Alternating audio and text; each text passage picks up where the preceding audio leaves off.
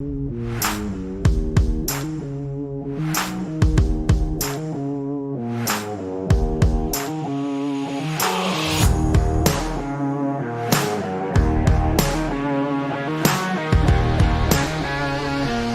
how's it going? Good evening. We're here. I'm gonna the music down a little bit. Perfect. All right. Welcome to Brimfield Matters. Yeah. We're your hosts, Mike Doyle and Paul McCarthy.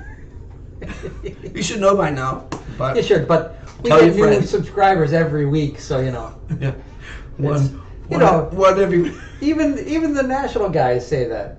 Usually after the holidays, somebody gets their cousin to watch it once. That's right. Something like that. The Yeah. national guys get to say that. It's true. All right. Well, we had an interesting week. This is What'd you Brimfield say? Matters with Paul and Mike. That should be the official title. Exactly. It should. Yeah. I'm gonna fix my wrinkles here.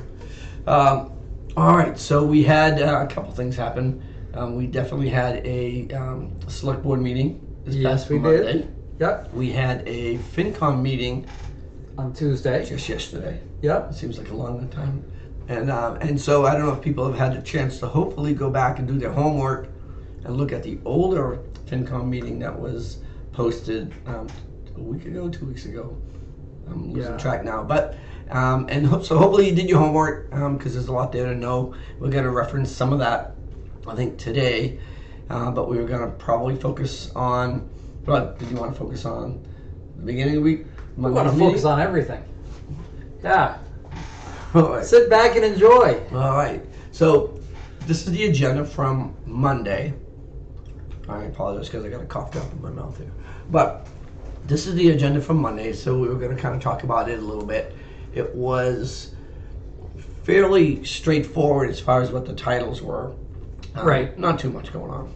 Nope. So it was good. So I guess we should just get going. Just go through it. Yeah. Yeah, let's do it. So they started off with actually the municipal IT services and the Tantasco Regional School District Well- proposal. I might want to interject 1 second. One thing that I can see at the beginning, under the appointments, no resignation. Hey, no resignations. So I'm really happy about that. No resignations, no appointments, but no resignations. So to me that's a win. Yes. All right. Now I'm sorry. Go ahead. So under the IT service proposal, they had Greg Rosso, present, and pretty much it's the same thing that you got for the town and talked with Greg and Deb when you were on the board, Right. and Michelle as well. Yeah. And how much did we have to pay for that one? Well, again, we made a contractual agreement to offset. So nothing. We Nothing. We paid effectively nothing. So what's the difference? Well, I mean, I was surprised they came back to the table.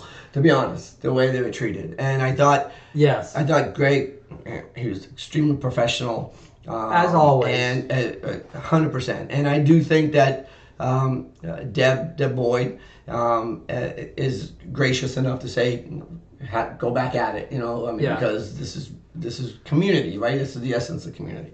And community matters. I heard that somewhere. community does matter, but we effectively had a pretty good agreement going on from before. Now it's going to be, I don't know. I mean, I know that they're going to have to renegotiate. They were talking about for the buses. That's a tough one on a few different levels, unfortunately. And when you talk to Ms. Boyd, it was very clear what we had was a good thing, and what we gave them was of equal merit and was also a good thing. And there are lots of reasons why. I'm not going to get into all that because that's going to happen in the future, so we'll let that happen the way it is. But IT came in and they basically said, yep, we can do all these services. I thought there were some really interesting parts. I'm going to see if I can find my notes. Did you have anything that was obvious that you wanted to comment on it? No. No, I mean, they're going to do a ticket system, which Yep. we tried to implement. Hopefully it does get better. Tickets would be very helpful in this Yeah. on this network. Yep, absolutely. Yeah, I mean, one of the trouble with the reasons for the ticket kind of thing was at one point after we had started the upgrades to the servers and upgrades to everything, and looking over things, and we found out how many things were wrong, and we started fixing things back in the day. I thought Suzanne started that. No. This has definitely been maybe not the quickest pace, but it was at a pretty dang good pace, and no taxpayer expense. Oh, Right. I should say through grants and whatnot, Right. through aid from the state. But we got I got a little sidetracked there, but we got a lot to get with those tickets. We were being inundated with calls. I can't get on my server. I can't get on my computer. Because the computer's a little bit older, so they would lose their passwords. They would lose their domain. And my computer doesn't print.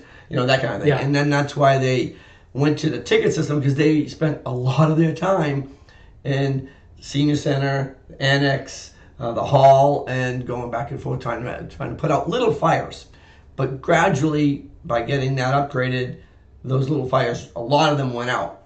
And then it was decided that it was still too much, and that's when Pat Burke was, who used to be a big part of the IT support, and he's a really nice guy, and he came back and kind of gave some support for the day-to-day stuff. And so now it was kind of shown that we need the management, right? I mean, what do you call it now? The MSP. The MSP. Managed Service Provider. There you go. All right. So a managed service provider. And so they did get somebody that came in last week that came in and offered their services. But it was not their services as a contractual basis. It was more of a la carte basis, right? I mean, it seemed like they were going to come in and do this, come in and do that, come in and do this. And I don't think it was going to be like once a month you pay this much money and you have these services rendered. I just don't think we're at that level yet that they felt that they could do that. I bet. Right. You know what I mean? Because they don't know what's going on. Until they know what's going on, they can't really say, okay, for, how many thousand a month, we'll do it for you. Even though a couple months before this, they were the ones who did the forensic study. audit. Yes. And they should have known everything that was on that network. Right. I thought some of the discussion at the beginning of the IT discussion with Tantasco was interesting. Like, we have these laptops that need to get on the domain with the VPN, and they're throwing out all these like keywords, like passwords and get on the domain, and I thought some of the answers were funny. Well, we have to get them back and find out what their local domain is, which means that they're somewhere else, right? On another network. AKA someone's home, probably. Oh yeah. So they're going to be not secured because they don't know where they are either. They don't have the VPNs on them. Virtual personal networks. Private. Personal private. Private networks. So VPN just basically gives you like an incognito. It's a little bit more security on you. Well, it's a computer inside your computer. It opens a wormhole in your drive. No, in your network. Yeah. In your network, right? So and it's more protected. Right. Yeah. It's a very nice. There's protocols on both sides. Streamlined. So it allows you to access the town network from home. Right. In a secure fashion. There you go. So that people can't bounce in from your house that's somebody on your network and bounce into it. That's what I'm saying. Through a firewall. Yeah. All right. Yeah. I used to have one on my Mac. I set it up with a. Microsoft on the other side of my Mac. Yeah. You know what I mean? With the divider. Very similar. Anyways, but anyhow, their computer. This is the first time I've even had them talk about those laptop computers being somewhere. I know. And so that was good. I mean, we got to find out where they are. They got to get back into the fold. Bring them back into the fold. And I'm going to skip ahead a little bit with the virtual or with the voting system that Mr. Adams was talking about. Mm-hmm. Yeah. As his project, I believe he started that project. Wait. According to him. Okay, that's not true either. No, it isn't. Not at all. I started that. I don't want to pat myself because I'm going to hurt my shoulder, but I think I started that conversation when we talked with Deb. I talked with Deb Fagerstrom and Mike because I had attended a virtual meeting in Sturbridge, and they had those the people that were live were using them, and I asked them about it because that was during COVID and during whatnot, and just about practicality. And at the time, I remember Deb and I had the discussion, and cost was a big thing, implementation was a big thing, and she was going to look into it. And I know Mike really thought it was a good thing. So I know that conversation started when it was during COVID because I was chair. Yeah. So it was back then. So anyway, and Mike definitely took the ball and kind of went with it from there with Deb. Yep. But anyhow, so talking about having them on the network, I'm having them on a privatized. Well, that's actually radio frequency. That doesn't work on the network. Right. So that wouldn't be on a. So the way that works, but it was interesting because when George was talking about that later on, he had mentioned that he wanted to use one of the laptops that weren't being used, which means that all 25 aren't deployed that were supposed to be deployed as of what, December 31st of last year? Yeah, like 2 years. 2 years ago. Yeah.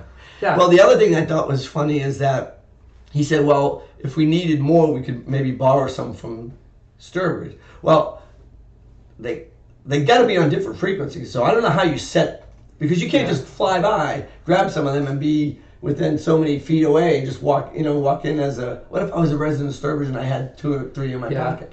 Right? They've got to be individualized for the frequency of the. Maybe they don't work beyond a certain amount, but it's got to be more than that. Like your program should have, or your town should have. I wonder how. A code. I don't know how that works, but I thought when he said that, it's like I was a red flag. I went, I don't think we really understand fully how this works, but that's interesting. So Sheila asked a question: do they even know what a VPN is? Were you referring to us or them? We do. We just can't write it. We can't put it into words. We can't verbalize it, but we did. So a couple of things they were talking about: the cybersecurity and forensic analysis and things like that. Whatever. And I thought that there was one where they said, "Who's going to manage it day to day?" I thought this was a really interesting discourse because, basically, Greg said, "Well, we would. I mean, we can do it. We can remote in. We would be the point person." And then Marty goes, "Okay, well, let's assume it's Pat, and Pat is on vacation. Who do we go to? How would that be covered?"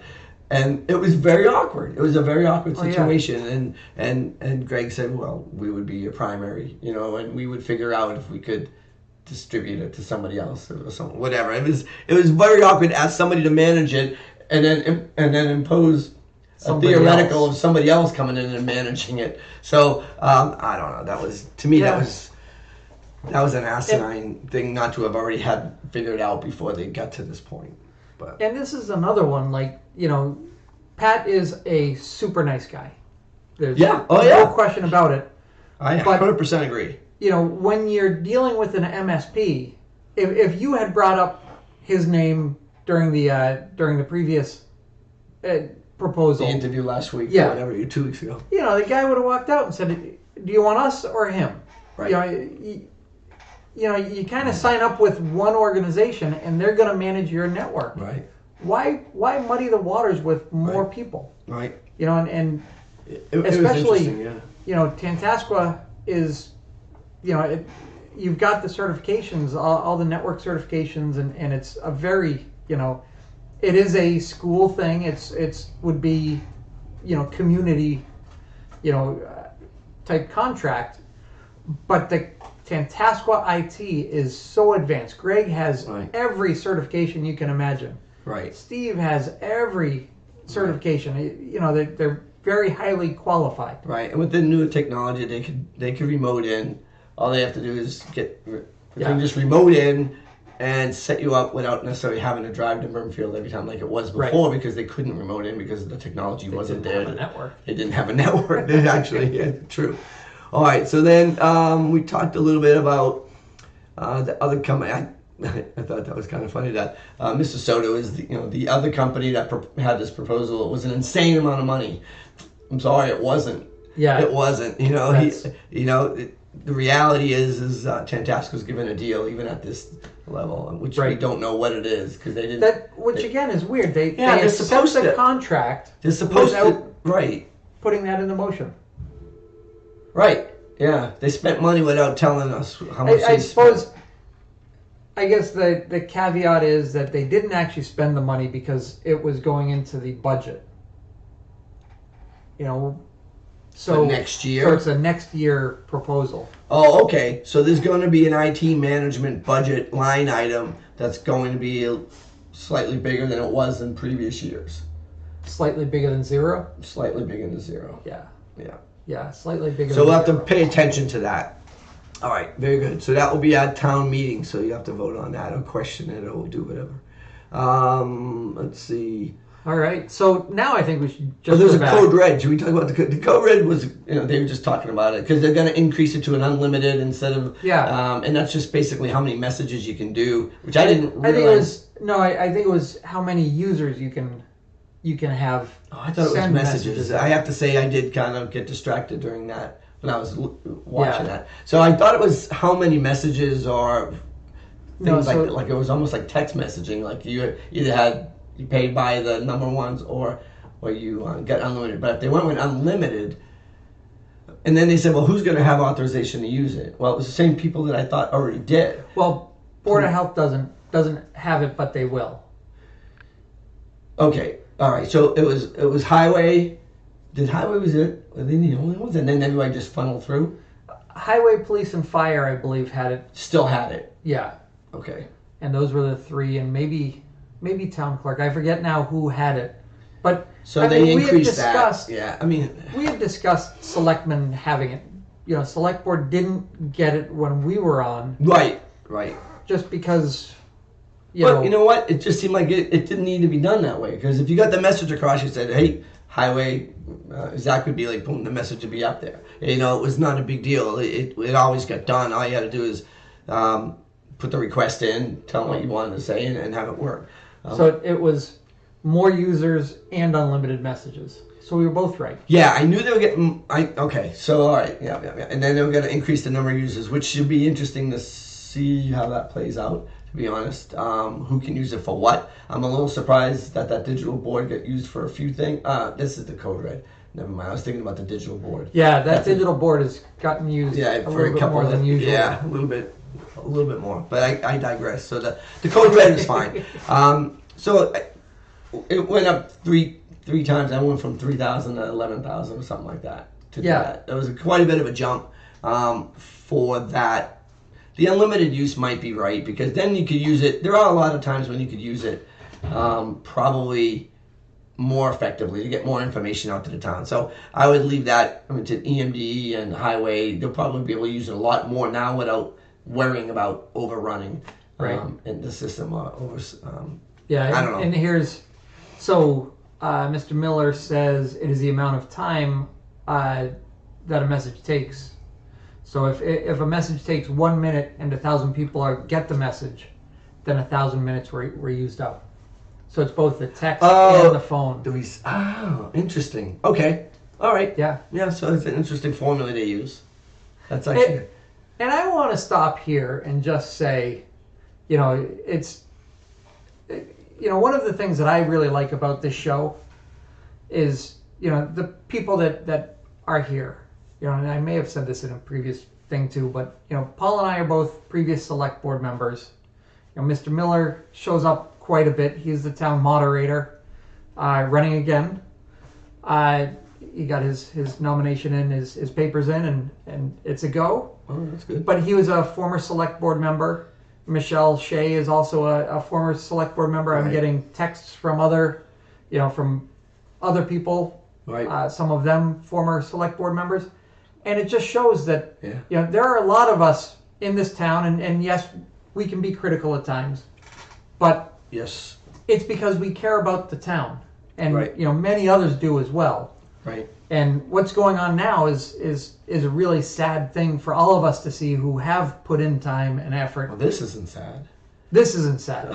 What's going on? I think let's stay with the positive. So I'm gonna turn it around because you are 100% right. What I will say is the fact that we can talk about some things and have a question and have that question answered by a text or a couple of messaging devices and have the correct answer within 2 seconds and put it to bed is great.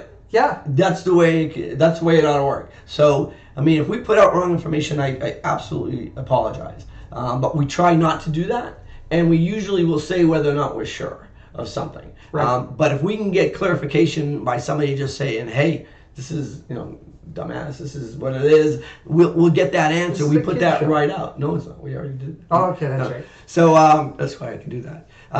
So it's important to know that. Now, what's interesting when they were talking about Code Red and they said, "Hey, is the school system on that?" It's like the school system has their own. If anybody's got a kid in the system, knows that at 5:30 in the morning, if there's a little bit of snow on it, you're gonna get a phone call saying there's a 2-hour delay. Even if you want to sleep in, it doesn't matter. It's at 5:30 in the morning, you get it. And it's a good system. It's been in effect forever. Well, for a while, anyways. And so that they have their own system, and it is not the Code Red. They have their own stuff. So, but that was an interesting one. I guess people don't have kids in school because it seemed like nobody knew the idea. All right. So The electronic voting. Want to go Mr. back Miller to that? was just also added that he was on the board of selectmen when they set up Code Red. I remember. So, I remember it. another great thing that he could have done if he was acknowledged during the select board meeting. Wait, talk about it a little Let's bit. now go into The voting, electronic voting. a little bit? electronic voting. So when that came up, I thought, the description of everything was fine. How the things work. It's a click, it's an X. Yeah, It's, yeah. You have 3 little buttons and you figure out what it is. The system, I like the system. In Sturbridge, they had some of the meetings they have overflow, and they have to have it in a separate meeting. They have it in a separate room, and they set up a screen that actually was live feeding the moderator at that section, and the voting. There were monitors in that second room, so that you were part of the meeting. So that was kind of neat. And so I thought that was kind of a neat idea for if you were in a small room with a lot of people. But then when they were doing the electronic voting, the voting is live. You're like, okay, what do you want to do? Yes, no, or abstain. You can vote abstain. It just kind of shows that you were there. But and then you do it in real time. You get the numbers. That was pretty slick. So I thought it was a good system. Now, because this agenda item, from what I understand, this agenda item was asked for, requested for, at least in part by one person. Maybe Mr. Adams already had it in his mind to do this, but Mr. Miller asked that the agenda item be put on this agenda. And then people have to watch this because you really almost can't believe it. Yeah. Mr. Soto, rightfully, in my mind, stated, Mr. Miller is an elected official in this community, and he has pertinent information regarding the voting. He's the moderator at your next meeting. He's been the moderator for a number of years, 15, 17, whatever it was. Over 20. Over 20. Okay. And he might have something that has some bearing on it. No. The chair said no, basically. And so Mr. Miller rightfully asked why. And the chair said, well, did you ask to be on the agenda? He said, yes, I did, 3 times. And honestly, the chair should know who's on the agenda, because who makes the agenda?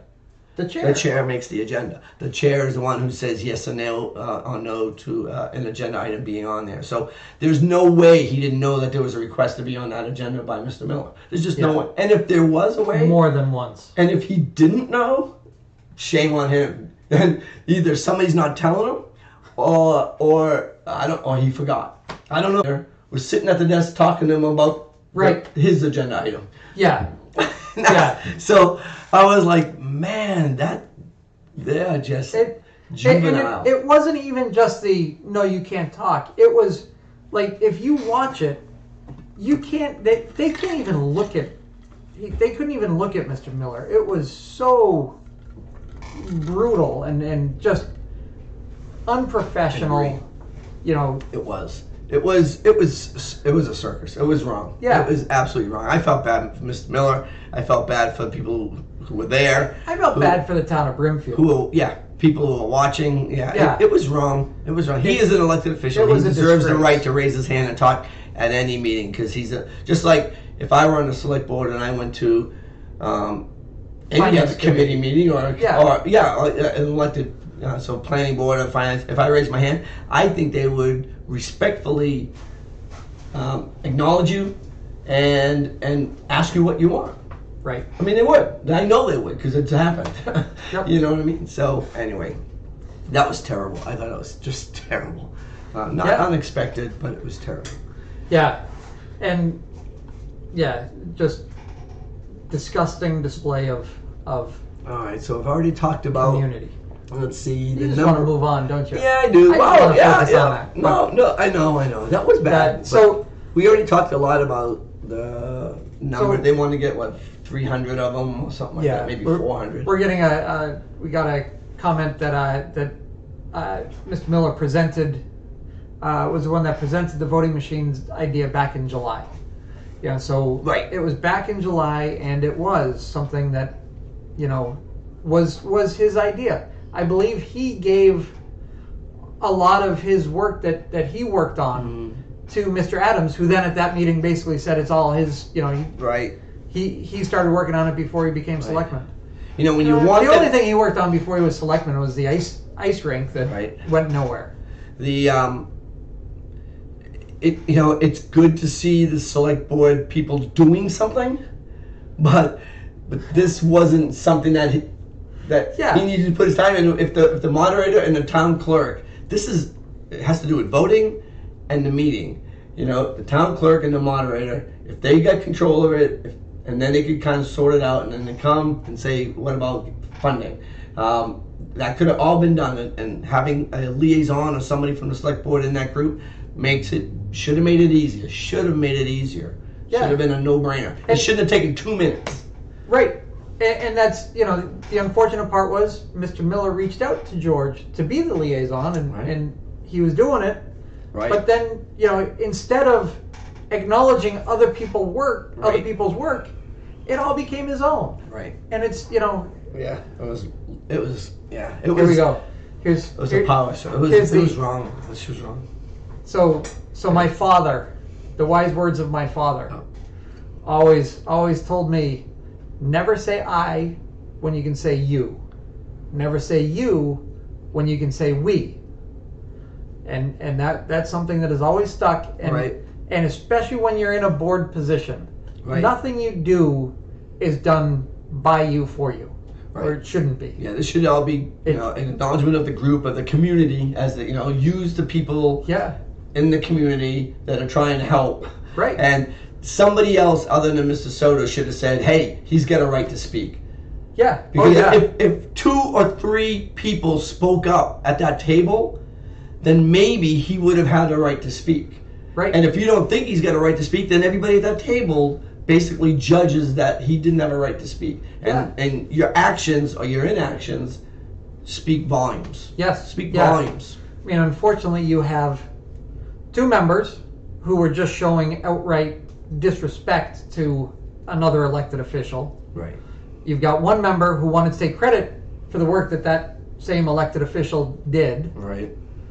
You had 1 guy trying to do it, and then 1 guy who was silent on the whole matter. Just didn't. Yeah, didn't. Speak out. So It was an opportunity lost for them. They could have decided and said, you know what, we disagree on this one. They all knew if there was a request to be put on the agenda, everybody in that group knew there was a request, right? Because you get a copy of all the emails that go into the. Are you just setting me up? I am. I'm setting up. It's a little bit of a joke. I feel like I'm at the improv. No, but in theory, a request to be on the agenda should be disseminated to everybody on the board, and then the chair can make the decision yes or no. But honestly, whatever. I mean, we've already talked about this has been a problem for the last 2 years, so it's not a surprise that it's a problem now. And I did just get some comment that you were the first one to bring it up. Yeah. So. All right. Yeah. Oh, I remember. It was during COVID. I remember watching. This is another interesting comment. Was the interesting question is why all of a sudden ARPA funds were available, which is a very good question in itself. Right. The always, Well, you know why? Because they haven't been spent yet. They've only been earmarked. Right. They've been earmarked for a water system, and because somebody's got across their rear end, they got to get a water system. Right. But it's like remember that congressional bridge to nowhere that everybody funded? You know what I mean? Right now, it's the cart before the horse. You're going to have a water system. Oh, great. Where's it going? We don't know yet. We don't know where the buildings are going to be. We don't know what buildings are going to be. So maybe we should kind of rein in those horses a little bit and then use the money where it can be used, that we know it can be used. This may be a good use of the ARPA funds. It sounds like it probably would be. I think there are a lot of things that could go to good use. Yeah. Oh yeah. Yep. Yeah. And I mean, when we were on the board, there were quite a few things that were discussed. Right. But but it was all those it was requests locked up went tight. into a I don't know, a Into a folder or a folder. drawer or something like that somewhere. Yeah. And you know what? Yeah, I'm gonna stop there. I think. So what else did we have? Yeah. It says the ARPA funds were not available to the moderator, but was for a select person. But don't worry, because they aren't available to the fire department who made a request, the library who made a request, the school that made a request. Kind of IT school. Oh yeah. Yeah. I believe senior center made a request. The UTV. Oh yeah, the police department made a request. Yeah. Yeah. They weren't available to anybody, just to select people No. and their pet projects. Oh yeah. Yeah, they heard that they can, the select board can control where the money goes, and they're doing a good job at it. Yeah, unfortunately, the rest of the community doesn't benefit from it nearly as much as it could. But doesn't community matter? No, it No. just doesn't. Oh, okay. It just doesn't. So they voted yes on that. I forget what the expenditure was. Well, no, they. I guess You know what? Community is out of the box, or would they be in the box? I guess. We got to think out of the box. So You have to the think community would be in the box. in the box. So it looks like they were looking at $13,000 for 300 of them, I think is what they said. And then they said, well, maybe 400. Yeah. They didn't really change they just voted to do it. They didn't vote an exact number, because it didn't sound like they had decided whether it was 300 or 400. I think it may have been 400. Excuse me. So it would be higher than probably the 13,000, because he was doing that for 300, I think. Anyway, so and there were $2,000 for the other things, the monitor, the cables, and all the other things that kind of go along with it, and the cases, the boxes to store them in, so they don't mold or whatever. So I don't know what the final verdict was, but in one respect, to go back, quite honestly, if Mr. Miller requested that, it would have been voted no. Okay, so they gave him $15,000 for 400. For 400 and the screens. 400 and the incidentals. So at least this way, it got funded. Right. Because I do think it's a good idea. Because walking up yeah. with a piece of paper and having it counted is just annoying in this day and age, to be honest. So, again, not trying to saying what they did is right, but at least it got done. You know, and so for crying out loud, something got done. Right, and I was also reminded that that the senior center requested money for the utility fund.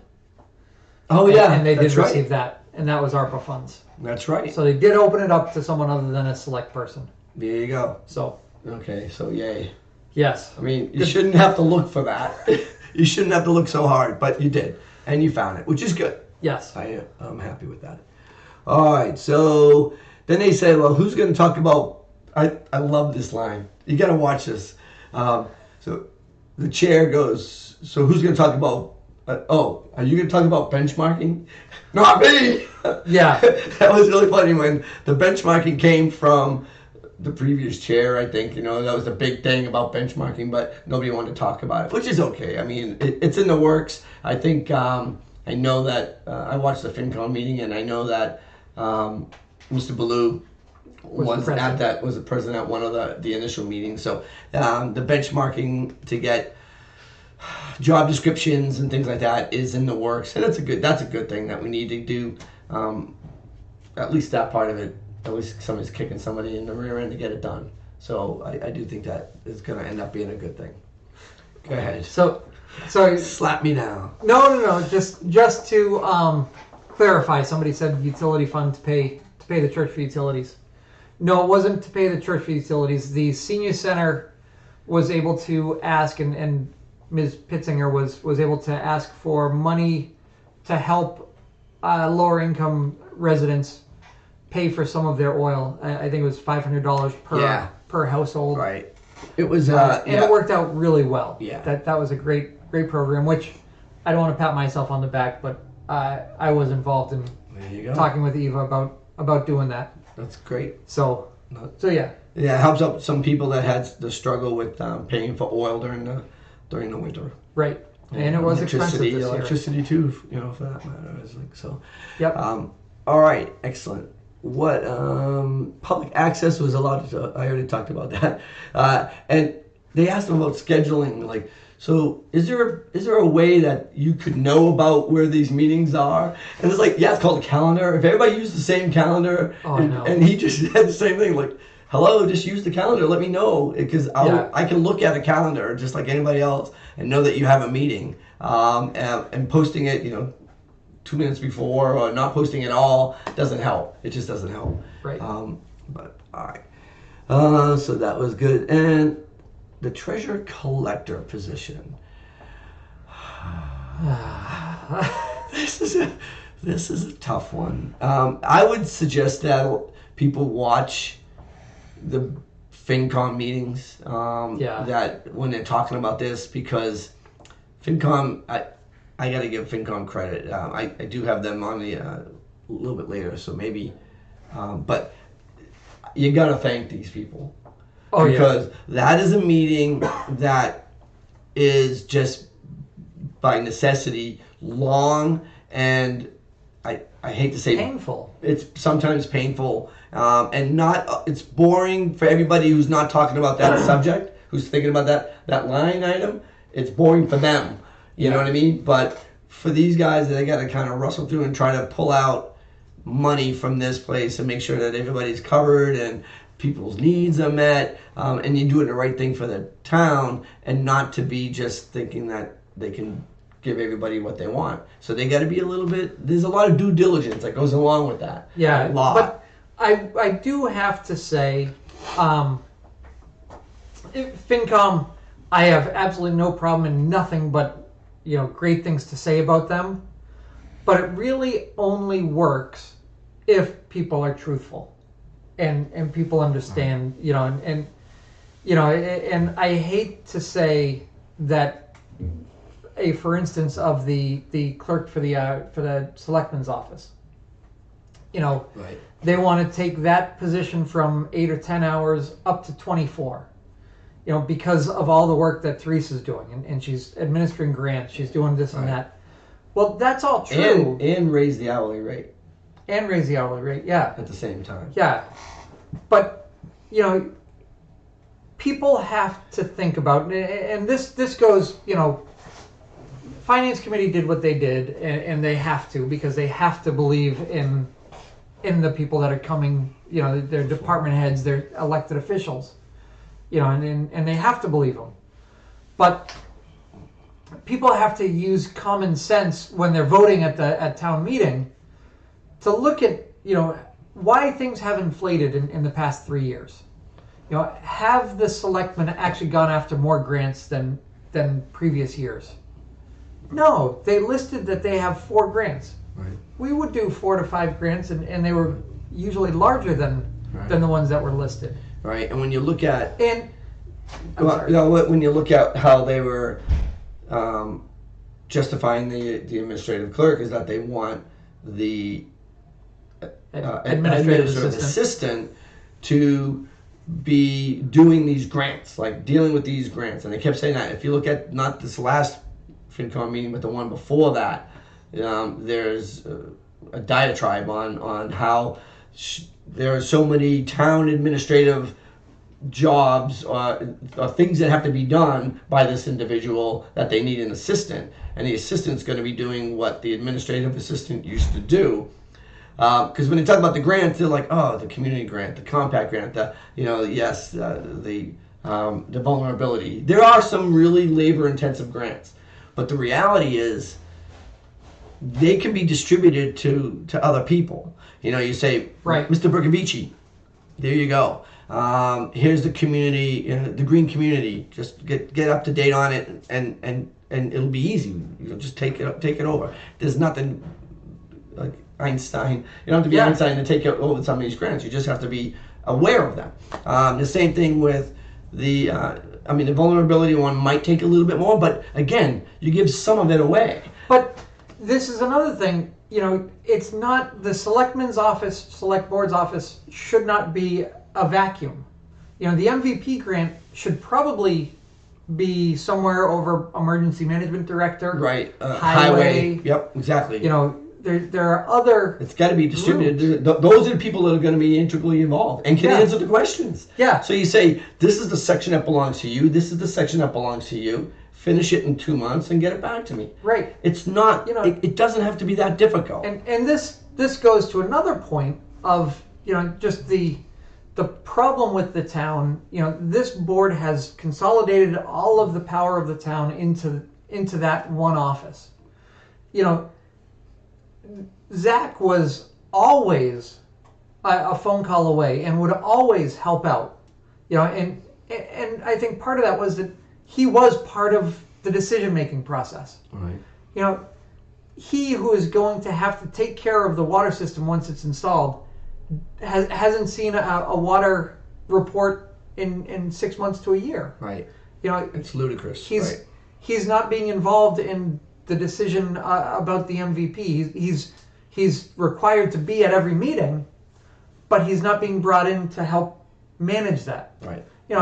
Again, it's disgusting that they don't, embrace our employees. Usually that's indicative of a bad leadership, because a good leader surrounds himself with good people and delegates, and then turns them around with the power to do what they need to do.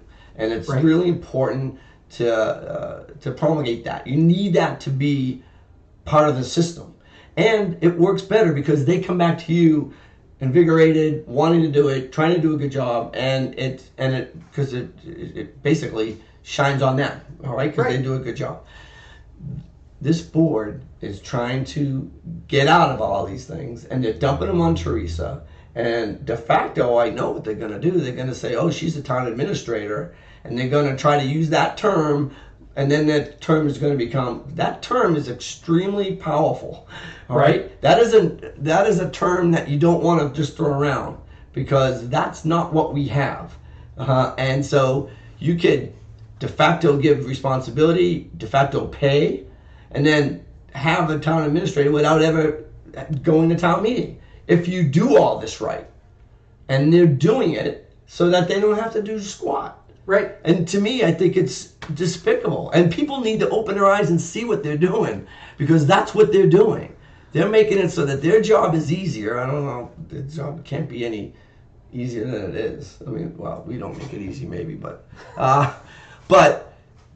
what they're doing is changing government, and whether it's pushing people out and strangulating some of the things that we have, and not letting it work. Because right now we're going to get to the treasurer thing, because that's a problem. And if you watch the building committee, the finance committee yesterday's meeting, it's not up yet, but it will probably be up probably within a week. It's scary, because right now we've got the thought is that we have to have an external consultant that comes in and is going to go through all these things that we can't do, and that's at $180 an hour. $180 an hour. I'm sorry, right? Yeah. And that budget's going to be done like that. Yeah. I had to put that in. Yeah, you sorry. Yeah. But what we found, the position, there was one thing at the end of this meeting, and I tried listening to it more than one time, and I can't really understand. A lot of people in this select board need to use a microphone, and they need to articulate. They need to speak up, because when you're mumbling or you have a piece of paper in front of your mouth, we can't hear you. Or you've moved the microphone away from you. From you. So you need to learn to use the microphone. If someone's talking, say use the microphone. If someone else is talking, say come up to the microphone. It's annoying, but you got to do it. You just got to do it. And sometimes, like Teresa on the end, I don't think she knows it, but just being a little bit away from that microphone makes a big difference. And if she's saying something important, she needs to pull it and talk into it. Yeah. So before we get too far astray, But there was something about the decision to have someone come in and help out, paid or not, in the Treasury Department. And they said you can't do anything without the select board knowing exactly. Oh yeah. You know what I mean? And so I didn't know what that was about, like paid or not. Like did he have somebody volunteer. who volunteers to do? I don't get that. I thought when they said that, it was Miss Collins. When she said that, I took it as she just kind of backed away from the treasurer collector office and just put that out, as the new rule. If the senior center is going to have you come in and volunteer, see, I got to listen to that again. they need to. I thought it was more for that, yeah. And I was wondering if it was like, the consultant can't come in until they get approved for it, or if you have a volunteer that's going to help stuff envelopes or whatever, they can't do it unless they get clearance through the select board. Yeah. Because I want to say that they were a little blindsided with the fact that the consultant was coming in, I think, the next day to start. Well. And right. even though the board at the last meeting said so, approved them hiring them and getting started. That's what it sounded like. That there was a little bit of a chip. Somebody like something didn't go by through them. Not the chair. The chair wasn't. The vice chair was a little bit. Well, maybe it was the chair. But I'm not sure what they were talking about. But there was also, maybe we could talk about this treasure collector position is a cluster. All right, and we can go in. Did you want to talk about the finance committee meeting a little bit? So later on, we'll skip over this for now. We'll come back to this. Yeah, I wanted. I had something very, very important to say. I know you did, and I derailed you too. Cut me off. I did. Because it's just so unusual. So going. Okay. Going back to the assistant, administrative assistant clerk. Yes. One of the other things that they were saying about that was that it was they needed the extra hours in the event that Teresa went on vacation. Right. Right. What happened when Carol went on vacation or had surgery? Michelle stepped in. Carol and Haley. Yeah. Before that, it was Carol Del Negro. Before she was in that office, volunteered in that office when she was select board on the select board. Diane Panichon was always in the office. Yeah. There was somebody who would answer the phone. I think I did it once or twice. When do you ever think that any of this board would ever sit at Teresa's office and answer a phone if Teresa had a sick day? I'm not sure I'd want them to. But no, no, I have not. No, they don't step up above and beyond. I mean, it's like go to a meeting and bug out and then have a meeting. Yeah. So I did also just get something about the volunteer that would require an approval. Yep. Which is that every volunteer needs to sign the conflict of interest form. So right. So that could be a valid reason why they needed approval. Yeah. Although I don't get the approval part. As long as somebody knows that it happened, right? Every volunteer would have to sign that. So. Right. Yeah, I mean it just came across wrong. Like the message. The message was wrong. No, well, I don't know if the message was wrong. Maybe the delivery was wrong. Maybe the message was right, and just say, hey, we just can't have Tom, Dick, and Harry going through. I get that. Nobody wants that because especially when you have. I mean, in theory, you could have anybody go in there and say, "Oh, I'm the consultant," because everybody knows that there's a cluster going on, right? And so you don't want people to just have access to the computer. I mean, they shouldn't, but or even just being in that room for that matter, or just for safety for the place. So I do get that, but there was just again the delivery and just say, "Hey, just so we know, this is what's going on. We'll have to, even if you have to have a special meeting, with 3 board members have to show up to authorize someone to come in. I get it, but and say it that way. Yeah. Don't say it like you're trying to like bully. You know what I mean? Yeah. It has to go through us. You know what? It does, but you created this mess. Right. So you also have to fix it and deal with it. All right. So the FinCom meeting, we could talk about that a little bit. Was there? Let's go to the agenda. Is there anything else? Code red, right of first refusal. Yeah. Parcel, blah blah blah. IT. That was it. That was pretty Yeah. much it. You know what wasn't on it? I think they signed the warrant. I thought the special town meeting of the warrant. Oh yeah. And the annual town meeting warrant they put out. And so, and then they said, anybody who wants one can get it through I put a request in today. I don't know if I got it, to be honest. I put a request in to see if I can get a PDF version of it, because I figure it's got to be on computer. I went in and got a copy. Oh. And it is interesting. There was one thing in there that was one of the last articles was a very well-written request for a capital plan improvement committee be added as an official committee. That was,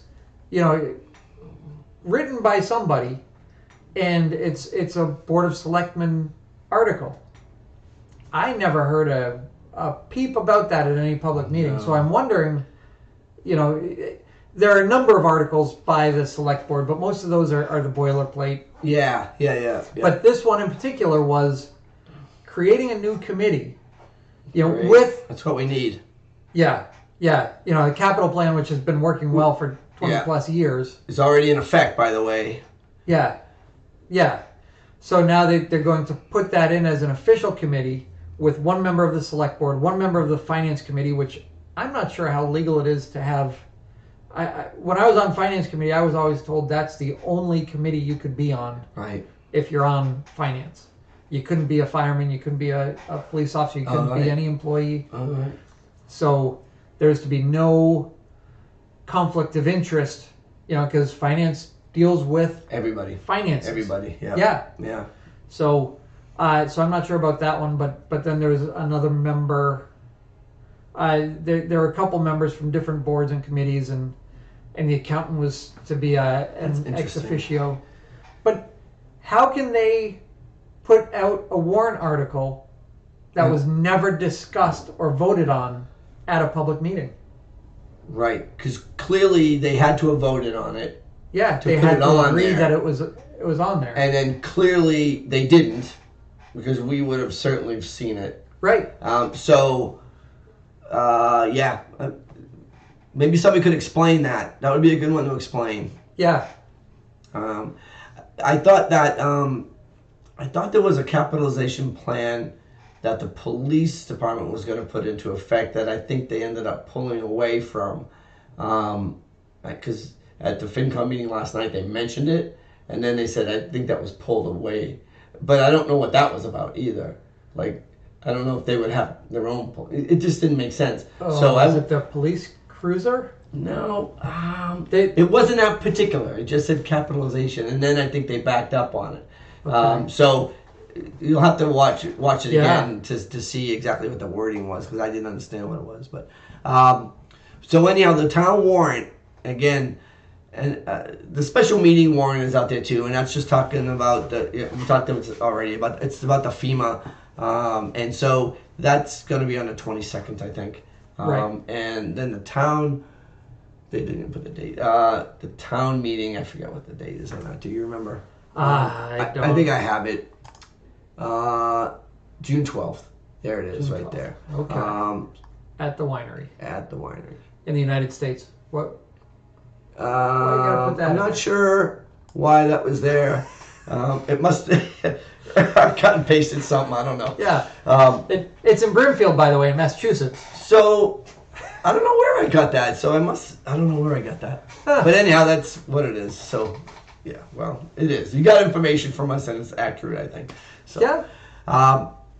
All right. What else? So. All right. So the town warrant, just again, that goes over all the finances. So it's going to have line items by departments. It's going to have there are a couple of zoning bylaws I think that planning is putting in.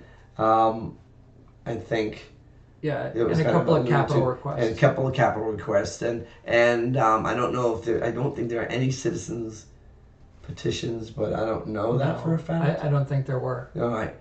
So anyhow, that it's basically this agenda that we see on the screen for the town, only in detail, so everybody gets to vote on it. So we encourage everybody to go to town meeting. Yes. Yeah. Town meeting is where the annual budget for the town, everything that happens in the town happens Right. because of the town meeting Right. and what's voted on. Everything you want to do all year, you got to bring it to town meeting and get it voted on. And one thing that I was going to put in for this year, and I just didn't, is I'm wondering if we should do 2 town meetings a year, so that because things happen and you have to wait a whole year.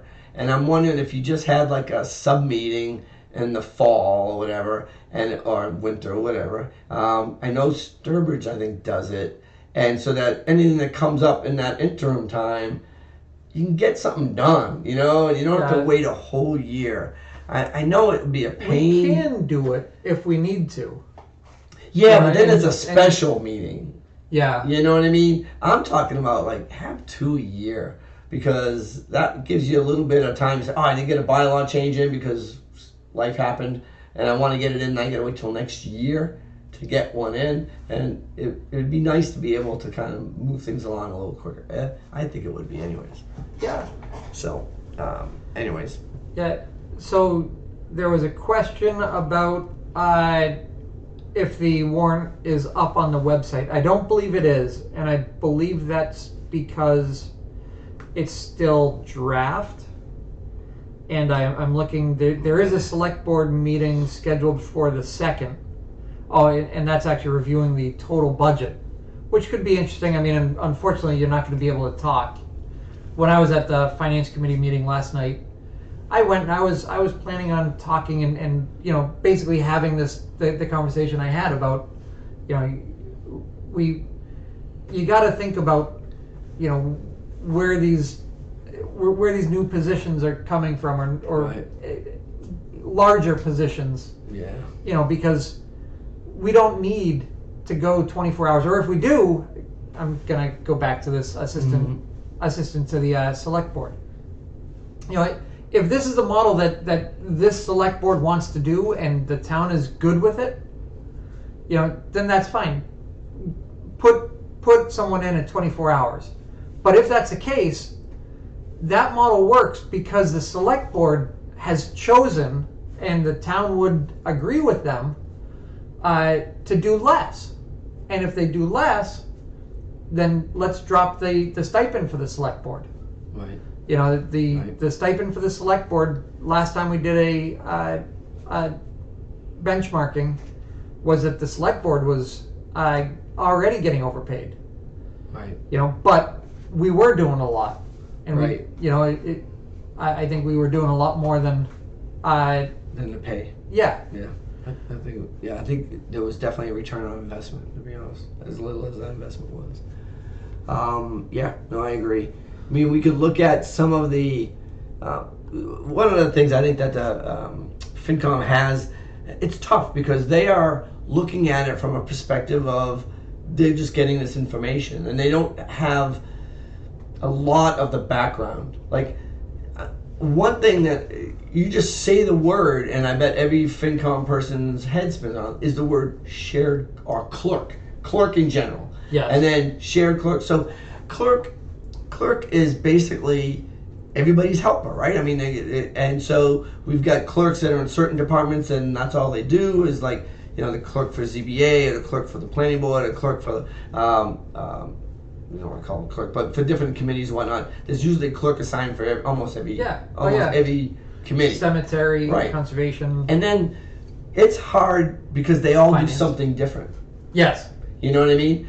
Planning board, ZBA, they do a lot Conservation. in between the meetings. Right, conservation, right? Yeah. A lot of paper pushing, a lot of mailing, a lot of duplicating and getting this out to the state and this out to the art billing inspector, or this out to the each one of the Dealing with town council. dealing with outside contractors, counsels. right? Oh yeah. So, and then you have a clerk that comes in and is helping to put envelopes in, like when Treasury first asked for a clerk, they just wanted them to fill envelopes and mail them out. And Right. that was when they first started way back. So that's different, right? Yeah, and then you've got others that, like the senior center, that's a whole different mindset of a clerk where it's, Right. dealing with the seniors and issues with the Paperwork seniors and paperwork yeah. and Medicare and just helping, they have money, and it's, so it may not be the technical writing, but it's a lot of,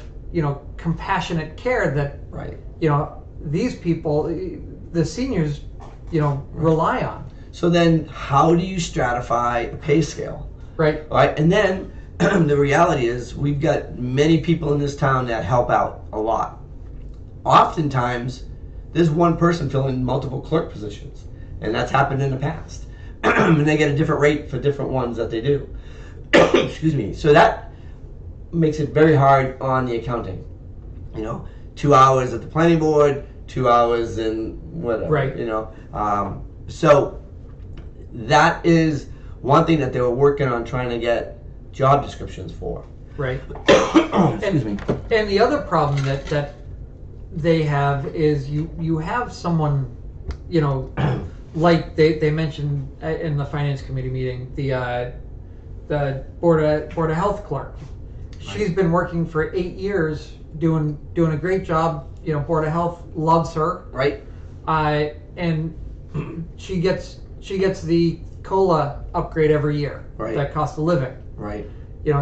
Which has been good, but at the same time, she's now being eclipsed by some new clerks New hires. Yeah. that,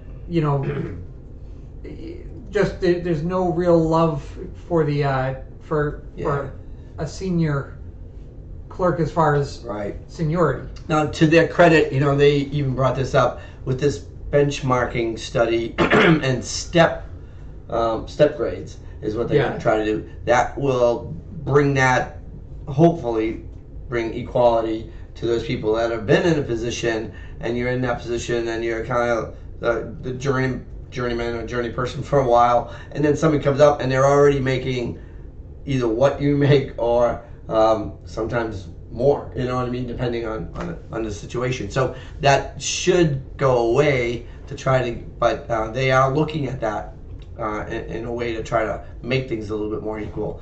But it is hard when they talk about a clerk and they want to get like a figure. Man, it's just different. It's different from every one of them. And the clerks will readily tell you that taking notes at a select board meeting is different than clerking for, say, planning board. It's just different. They're like two different animals. I will also say the building clerk as well. And billing. Yeah. Yeah. They're another one that... Yeah. There's just a lot of... the ones that you could almost close your eyes and figure out, there's a lot of paperwork with that. Those are the ones that are doing a lot of work, and so they've got to figure that out. So that's one thing that they are working on. And every time they ask for more money, the FinCom's got to say why, and do you justify it, and how do we make it equal? And they've got to go and kind of scratch their heads and try to make the pencil numbers work, and that makes it hard. It's just a lot of work for them to do that. So hopefully they'll get some more information and be able to figure that out. Because the assessor's clerk went up in both hours and rate too. And again, and justifiably when they kind of look at these things, but then it's like, okay, wait a minute. Because I know even town clerk, they want more hours, and they want the ability to work remote. Well, we got to have enough hours in town to make people. When people think, oh, you have more hours, it means that you're going to be in the office more. That's what people think. The remote thing worked during COVID, and the remote thing can work for a number of hours a week, but it's just not like if you increase your hours by 6 or 8, they can't all be at home. And that's I don't mean to pick out the town clerk, but I meant like for everybody. And I believe that was some discussion that was had at FinCom. Yeah, they even had it last night. I believe the 10 or 12 hours that the clerk is requesting was all going to be in the office. I don't think it was determined. I didn't think it was determined. I think they said they would like it to be. I But- thought the clerk had. But the reality is, or you have no say in that. right, All right. especially with the town But, clerk. yeah, town clerk is an elected position, and they're salaried. So if they say we're going to be there this many hours, and I'm going to justify this much money, and the town says yes, in theory, they make up what hours they're there, and the town needs to say, okay, that's good, and if it's not good, then you have to vote them out.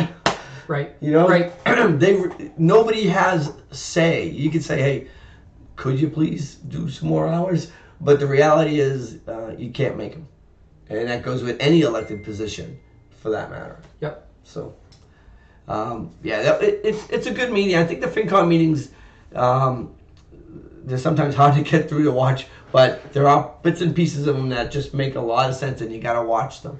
Health insurance was another thing that they discussed last night.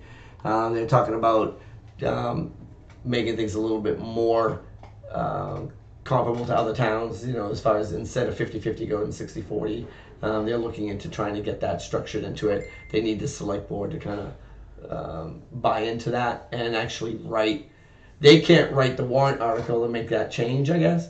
They want the select board to write a warrant article to make that change. Right. And then they could support it because they've already kind of got the figures in their mind if it wants to do that. So that might make it so that's a little bit more enticing to maintain teachers, employees, and whatnot in town, because we need to do anything we can to do that. Oh yeah, yeah. There was some talk. Are they going to include the teachers on the 60-40? Yeah, because, well, I think they were going to check into the legalities of it. I think that was the idea that yes, the answer was going to be yes, and that's what they factored in, because an employee is an employee is an employee, and they didn't want to get into the legalities of separating. Right. And they really wanted to do that anyways, because I think we're the only town that doesn't do 60-40. So that was in the district. In the region, in our regional school system, yes. Sorry, in our district, yeah. Yeah. So, what else? Let's see. Oh, there was some money in the safety complex. Still had a little bit of money in it. Remember, it had 50, and then it went down, and it had like 17. I think it had like 18,000 and it's supposed to be for building related. Oh, we need a little bit more here. We need whatever, some fixtures here, to kind of do that. Well, she was worried because that needs to be stuff that goes to the building, all right? So that a building you capitalize and you from a tax benefit, you've got to put that money in one pot. You can't buy computers, printers, and things like that. She was worried that some of these things would be line itemed off of it. Really? Yeah, and she alluded to it. She didn't say 100%. She goes, there are some things that may not be building, but that the select board may have been looking at using that funding for, why don't we use it for this? And the reality is, she just wanted that moved to wherever it needs to be. And I think it can go to debt payment is what they said. It should just go to that. That's where it should go. It's $8,000, $7,000. It's not much, but it's one of those things where if somebody says, "Oh, we need something like that," you can use that, and you really can't. Yep. So I thought that was interesting to me, because we had talked about that money being used for brickwork and for what I can't remember, painting and things like that. But those would be structural things. But I don't know what it's been used for lately. So let's see. Yeah, that money came from our bond, which was for it's very specific. Yeah, it was the money that paid for the complex. It was just that close, and then it just kept going down as they fix things. And there's always a punch list. There's always this, that, and the other thing. And they did really well. To have money actually there. Right. Because that didn't have to be refunded. They didn't have to fund that line item and get things done. It was already there. So they did an outstanding job, that committee. The gazebo, there was that, money's supposed to be coming from the state, but it's going to be due before the money might come from the state.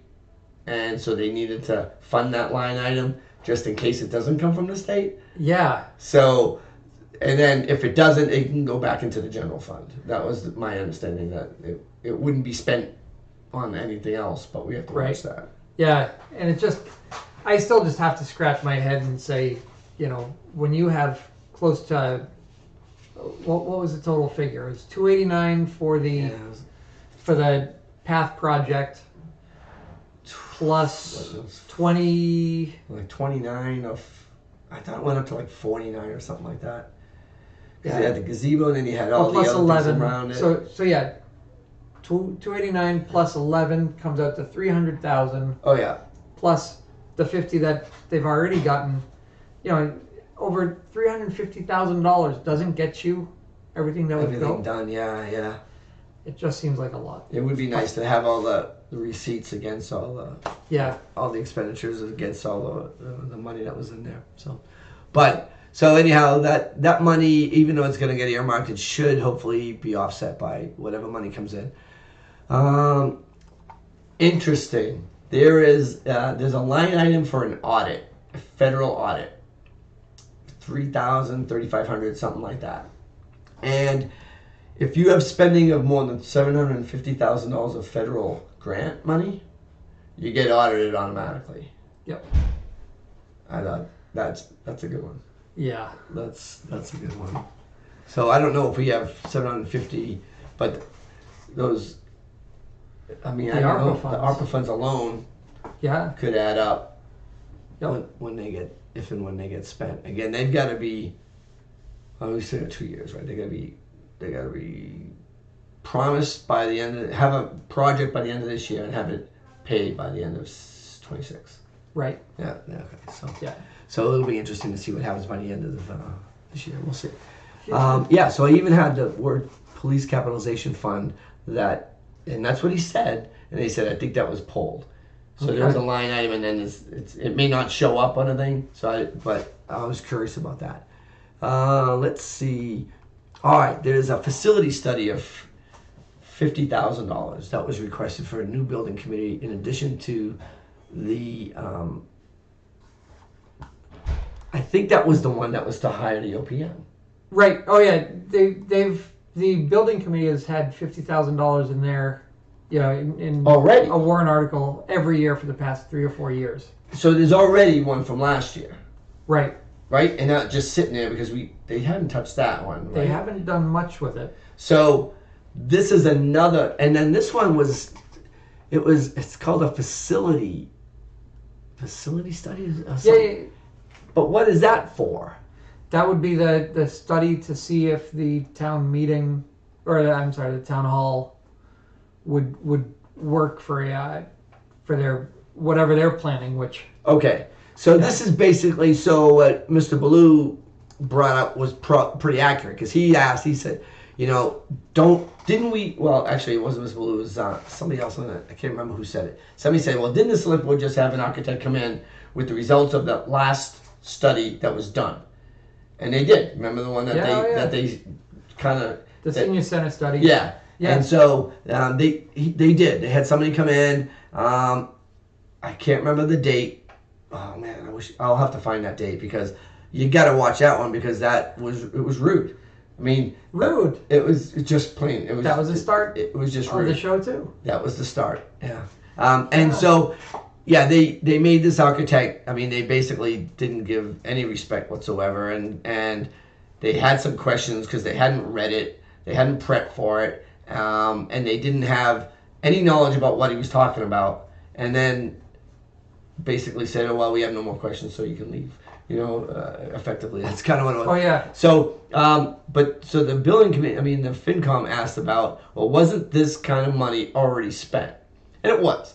Now, granted, it's a couple years old. Everything, once it gets old, but still, it's there.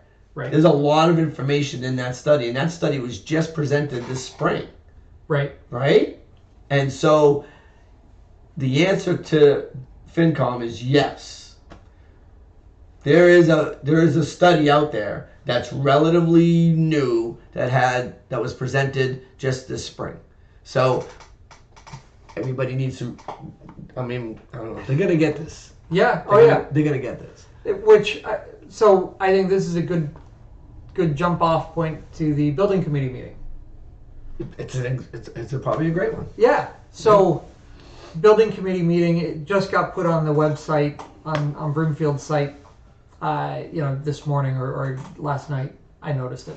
And that one was interesting. They walked through the building, and then they came back and first of all, this happened at the end of March, and it was a meeting after the select board appointed 3 more members. Right. None of the 3 new members showed up to this meeting, to their first meeting that they could. Which it's kind of funny. Yeah. Yeah. Yeah. Yeah. Maybe they didn't know. The secretary decided that she couldn't be secretary, so she wanted to step down from that. What was it? Oh, it doesn't matter. It just doesn't matter. Ms. Ververitis. And then they walked through the building and came back, and it's an interesting walk through the building. You get to see different things, and that was all exciting. But then there was, at the end, they have looked through every plan, every report, supposedly. Right. The first 2 meetings were nothing but, we have to request this, and that. And, we've got to review this, and did everyone get a chance to review it? And Right. And just to cut to the chase, they're talking about what they want to do is have it less cut up, where there's, the Great Hall, and then there's the second floor, and then there's, it's an old building that had been... It's an old building. Yeah. So, one of their big thoughts was they want to put a second floor in the Great Hall. So... Wait. So the Great Hall won't be so great. And they're going to put offices on the second floor and maybe even the first floor. All right. That's an awesome idea. That's an awesome idea. Have they had any engineer look at the foundation of this building? So, at the end, the chair of the building committee... I'm going to die. ...actually said that he thought he was encouraged because the foundation looked good. Which, if they looked at any plan that has been done in the past 20 years, right, the biggest expense for that building to be rehabbed is the foundation. Right. You can't even get an elevator in there without doing all that on that corner. Remember, they had to cut all that apart. I can't even imagine trying to slip in a second floor in the Great Hall, just kind of prop it up with some lally columns or something. Yeah. I don't know. Yeah. That's awesome. Nope. And then... Yeah. I'd love to see an engineer come in and try and be asked to do that. Oh, yeah. I would love that. And not only that, just the historic nature of that. Oh, yeah. Forget it. I mean, again, you might as well... For the people that wanted to save it, they wanted to save it kind of because of what it was, what it represented and whatnot. They'll never go for that. Right, no. I mean, because you're hacking it up, you're going to make it into... And so it would have been cheaper and easier to raise it a long time ago and put something new up. Yeah. And it's... I got to see these plans. This is going to be interesting. Oh, yeah. We'll see if that goes through. I hope that when they get an engineering study done, on the cheap, they'll come back and say that you don't want to go there. Right. Yeah, I just can't imagine that even being possible. I mean, I suppose everything is possible if you pay enough. Yeah. And then it's sad, through this walkthrough, where, and I'm just going to go back to the old building committee, the original building committee had so much history in that building, so much history in town. The new building committee, doesn't include highway, the police, the fire, everybody that has been to this building over and over again in every nasty basement, room. Right. And they were going through their walkthrough and wondered if there was any drainage issues. Did it ever flood? And you got a selectman there, George, who hasn't been involved in town. No. you know, and they were able to say, yeah, I think the Police. cable station, Okay. station flooded, so they raised the floor in 1 second. That was actually Mr. DeFalco. But you know, They on didn't the talk other about side the of- other side where the police department used to be. the police department would have a literal stream run through their office. Yeah. You know, it would come in through the wall next to the annex, and go through the hallway, and then down into the ground somewhere, Right. and nobody knew where. It just left the building somehow. Crazy. So, you know, it's very unfortunate. Yeah. You know, Well, we'll see. I mean, it'd be worthwhile just to kind of get a little bit of people that haven't been in the bowels of that particular building. It might be a little bit of an eye opener just to see kind of what's there to kind of Yep. work with. yeah. There's not a whole heck of a lot. Let's see. And the rest I didn't have anything else. That was just notes about the levy and all that. So, Yeah. So yeah, that's all I had. that's about it. Yep. I think, you know, there's going to be the meeting on the May 2nd, Right. which will be the day before our meeting or 2 days before, Right. or before our podcast. So, and that's going to be the select board reviewing the budget. I have a feeling that yeah. What that- day is that? that's, I that- believe, the 2nd. I So- got it here. It's the Oh, it is. May 2nd at 4 p.m. An in-person meeting at the town Oh yeah, hall. yeah. At 4 p.m. That's always a good time. Well, May 2nd is Tuesday. Yeah, at 4 p.m. Okay. as difficult as it is to go with the go to a FinCom meeting where they've got the projector and Right. you can kind of follow along if you're there. This. This one, you won't see a single thing. They'll just kind of Right. go through. I'm sure they won't even say the numbers out loud. They won't have computers in front of them, so they can look anything up or Right. or have spreadsheets in front of them. They're gonna have. I don't know. I'm assuming they're just gonna pass it out. Pass to paper the, out. to the 5 people and Yeah. and have Teresa explain what's going on. Yeah. Yep. And anyhow, I know FinCom was asking, so is this the last meeting that they needed before the meeting? And they said, well, Select Board is having this meeting. And they said, okay, why? Right? I mean, what can they do? Are they going to ask for changes? And they said, well, something might come up between now and then, and they might need to make some changes. And so I think even FinCom's going to have another meeting. Oh yeah. But they put it as a tentative, depending on what happens at this meeting on the 2nd. So, I mean, at some point, they've got to put a stamp on it and call it a day. That's this started happening when we were on, where these members wanted to be the last people to see the budget, and we got ultimate say, and Right. just another muscle flex that Yeah. doesn't need to happen. No. The reality is that the people that go to the town meeting are going to be swayed by whoever. Yep. I mean, so you got to go to a town meeting, if nothing else, just to watch the way the system works. Yeah. We've got at least one meeting, a regular scheduled meeting on the 4th.